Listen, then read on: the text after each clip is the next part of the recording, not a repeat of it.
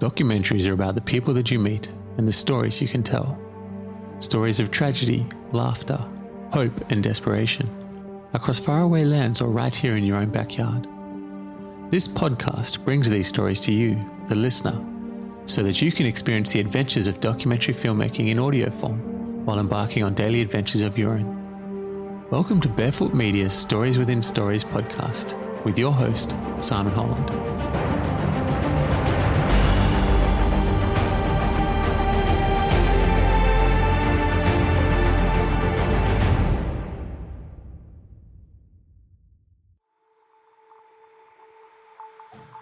Our guest today is the illustrious and utterly unique Brother Brian Cleary, a mythical figure and wonderful role model for generations of young Australians. Best known for his work around education, masculinity, and leadership, Brother Cleary has inspired generations of young men to go out into the world and become the best human beings they can be. We worked together on his project titled The Last Brother in the summer of 2019, the last opportunity before COVID closed things down. He was gifted a sabbatical to make one final journey to Israel, Palestine, to track down the final resting place of the remarkable Alaric Pinder Boor. This had been a passion project for Brother Cleary for quite some time, as he was the head of the boarding house Pinder Boor House at Aquinas-College. Alaric Pinder Boor was a remarkable student, Rhodes Scholar, and champion athlete that attended Aquinas-College. As Catholics were second-rate citizens at that turn, Alaric served to inspire generations of boys to realise that they are just as good as their Protestant counterparts. For a long time, Alaric Pinder Boor has represented the gold standard of the Christian brothers' education. While studying to become a surgeon at Oxford University, Alaric Pinder Boor was conscripted to the RAF and travelled to Egypt to learn to fly. Alaric Pinder Boor took to it and became a reconnaissance pilot and flew on the fateful eve of the Battle of Beersheba, where he lost his life tragically due to engine failure. On the trip, Brother Cleary often reflected on his time in the Christian brothers, their purpose and their accomplishment, the good, the bad and the ugly. Brother Cleary is a wonderful man and perhaps a lasting reminder of the authenticity and mateship Australians initially became known for. On the journey, Brother Cleary and I saw some wonderful things, went to some remarkable places, and shared some experiences that'll be something that we'll remember for the rest of our lives. Welcome to the show, the one and only Brother Brian Cleary. Thank you. We've got a lot to talk about because we worked on a project in 2018, wasn't it? 2019. 2019, yeah. So that was the last trip that we could have done before COVID broke out. I think we got home just in time for November, end of November or something like that. Yeah. And then by January, COVID was kind of kicking in, and that was it. That's been it for 3 years, pretty good. It was so close. So the trip initially was to Israel, and it was a bit of a pilgrimage and quite an adventure. It actually turned out to be quite an adventure. One of the models students throughout history of Aquinas-College was Alaric Pinder Boor. So tell us a little bit about Pinder Boor and what does he mean to you? Well, first of all, the mere fact that he has he died in 1918, wasn't it, or 17, I forget now. And they still talk about him over 100 years afterwards. I mean, that's in the history of famous people. When their name lingers on amongst the ordinary common folk, there's something special about them. Okay. Well, there obviously was with this guy. Some of the things that I know about him, for example, when he was living in Carnarvon at one stage. I know he was living in the southwest, somewhere down there out about Bunbury. His family moved around a bit. He was a great academic, a great sportsman. It's very interesting, Simon, that he palled up that's why with that letter I was showing you, there was a Brother Ambrose Fitzgerald, who was a great teacher of Greek and history, and these were the things that the Rhodes Scholarship was based on. Also, the headmaster at the time, Brother Nooner, was a great English scholar. This is a Rhodes Scholarship to go to Oxford. Yeah, for the Rhodes Scholarship. Yeah. The Rhodes Scholarship. So those guys gave him terrific background. But he had a great relationship with Brother Fitzgerald, who was an Aussie, and Brother Fitzgerald was a great gymnast. As a matter of fact, he used to do handstands one of the desks, just to amuse the year 12s. And even after Pinder Boor went to Oxford and then went to war, he would send these letters back to Brother Fisher. We got some of them, as a matter of fact. Yeah. So the brothers, in their typical fashion, were sort of role models, sort of someone like Pinder Boor.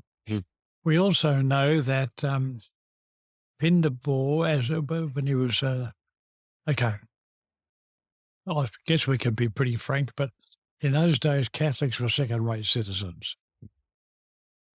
About the only place where we got a fair go was really on the sports field.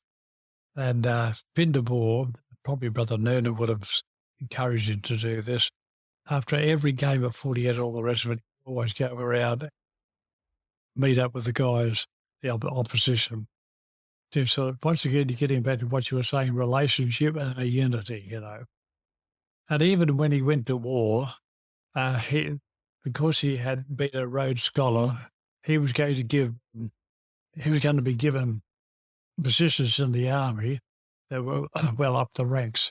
And he said, no, I start at the bottom, and any rank I get, Yeah.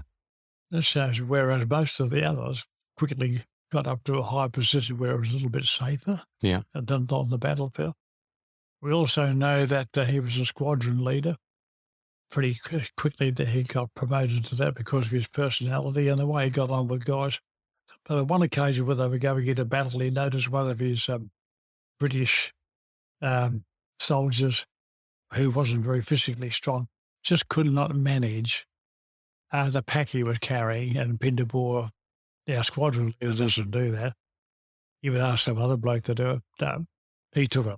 He carried his rifle and carried his equipment. And then we have another letter that he wrote about another British soldier that got shot during one of their episodes. And this most marvellous letter, full page, handwritten to his mother, just saying what a wonderful boy her son was, etc. So he had those little... From his commanding officer. Yeah. Those little peaks of the iceberg or whatever popping up above, and that we know of him. And by the way, it just shows you how important I think a handwritten letter is rather than something that goes on email and disappears. Yeah. We've got these documents now, and they are a treasure. Yeah, absolutely. Yeah, little revelations of the type of character that he was. Yeah. Yeah. And so he became part of the stuff of legend, particularly at Aquinas. He did, because the shock was that, when these names were coming back of the guys who lost their lives, so it was, yes, he was already a legend before he left, I suppose, but yeah. So how did he lose his life? Well, it looks like, from what we've sort of seen, he ended up, by the way, he was never in the Australian Army because he had lined up with the Buckinghamshire brigade soldiers as soon as the war broke out because he was in England. He got into the flight arm of the Army. It wasn't known as an Air Force then. And before the Battle of Beersheba, he was doing some photographic work with a companion. Mueller was his name, German name, by the way. And they were flying over Beersheba, and they were taking ground photographs of the positions of the enemy. And they were flying back with those photographs that was the early morning of the Battle of Beersheba.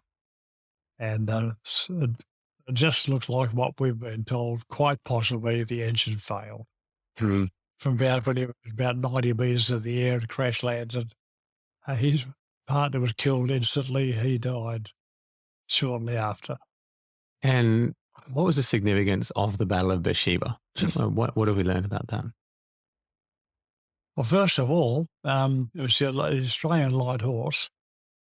Those men, first of all, it was quite extraordinary. I think it was something like 40,000 horses altogether went over from Australia for the Light Horse Brigade. And they charged Beersheba. Now, Beersheba was strategic because it had water. Also, it was the southern part of the main battle that was going on in the northern areas between the Australians and the Turks and the Brits. The Turks lived on that part of the world, so they knew it inside out. These Aussies, under the Chevalier as our leader, came all the way over with their horses. They had to get Beersheba because it had, I think, 5 or 7 wells of water. It had never been captured for over 1,000 years. The Turks had held it. The Muslims had held it. And the Australian soldiers lined up for it, and the horses had not had water for 2 or 3 days. They could smell it. And just before the sun set, Chevalier told the men that they would do the charge. If they failed to get in, God knows what was going to happen because they wouldn't have any water. He did a strategic breakthrough. Whenever the British Army charged on horses, and the Australians had followed the plan forever, they would get off halfway before and then put bayonets on their rifles and then walk the last bit. And Chevalier knew the Germans, who were dictating the tactics of the Turks at this particular battle, knew that the British would do that. Chevalier said, we're not going to. We're going to charge the whole way through and surprise them. And that's when they started off. I think they were 3 kilometres out. And then they started the charge. Now, the thing was also the horses could sniff the water as they were getting closer and closer. So they were revved up. But the Turks had their guns set in such a way that they were going to be low, waiting for the Australians to get off their horses. And when they didn't, it was too late. The Australians got under the guns. And in that battle, I think the Turks lost about 750 dead. The Australians lost only 31. And they went straight through and it was the last charge of a horse's charge in the history of battle. Yeah, and they won it after coming halfway around the world. Extraordinary. And the photos you see from that is some of the greatest military photos, for a little country like Australia. But you're seeing our First Nations people in there, Aboriginal people fighting alongside white people. We're riding the horses, we're all going together, Do you remember did we see that photograph of the Aboriginal getting off his horse, putting the flowers? Do you remember when we visited? And I just thought, that's something I did. There were 7 Aboriginals in that charge. Yeah, that's a brilliant And they had all been drovers. And they said it was the last great cavalry charge in military history. And if they hadn't taken those wells, it was over. You just wouldn't want to think what. You didn't worry about what was going to happen. You just had to. Yeah, that was a real breakthrough in that war. As Chevalier said, too much analysis breeds paralysis. We just go. Now, okay, so you obviously got a passion for history and that kind of thing. How did the trip over to Beersheba come about? Well, for a long, I'd been in charge of Pinder Boor House. We had a photograph of his tombstone sent to us by Jonathan Huston, who had visited that area. And I just thought to myself, one day I've got to get there. And when by chance, for every 10 years, the brothers are offered a sabbatical. I went to David McFadden, the headmaster, and said, within that time, would you be prepared to give me a certain amount of money to help me to get there to visit his grave and take some photographs? He said, yeah. This is like, how old are you at this time? What was your age at this time? 80. Okay, I'm 86 now, so 83. 83. 83. So you're 83 and